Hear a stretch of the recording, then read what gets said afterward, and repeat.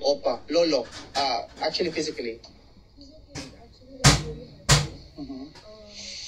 Whenever we talk about you guys being here, he's really happy to know about it. And he also wants to express his thanks to everyone here right now. Thank you. Thank you. Sir, may reaction ba si dating Pangulong Rodrigo Roa Duterte sa sa pag-file ng defense about jurisdictional challenge? Okay, sorry. I see. Na nag-monitor sa mo ang meeting, so ginagi-inform namin daan na isa niya kabantay na dili ko distoryahan ng meeting ng sa kaso niya. Okay.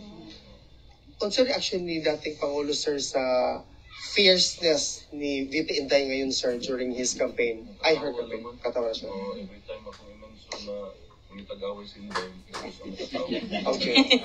So ako lang po siya po doon sa message niya kay Mayor Baste, sa message niya sa yung mga akong sidagan pagka-congressman of councilor. Okay.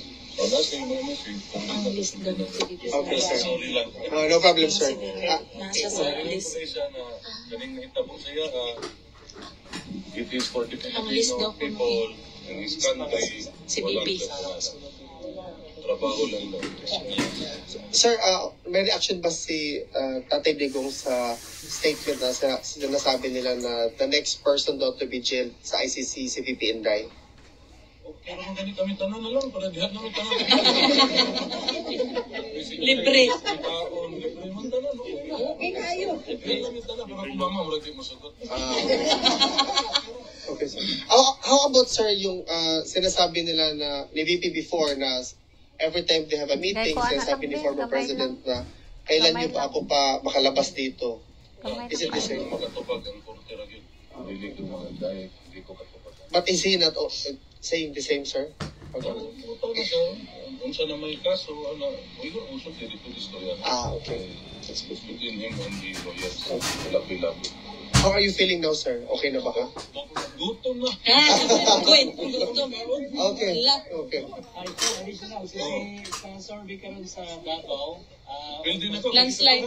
Dili. 50% ang inuhang always. Ikasuhan naman, pantay na na, 50-50 na na.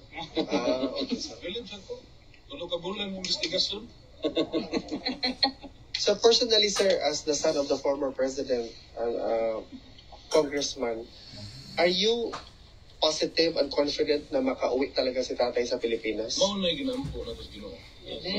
Kung nasa kagipanganap, dito hindi ka gusto mamatay. So, mao na yung ginampo sa Ginoo na untak, makauwi.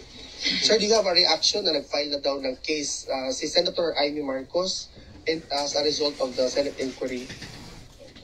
Okay, thank you, sir.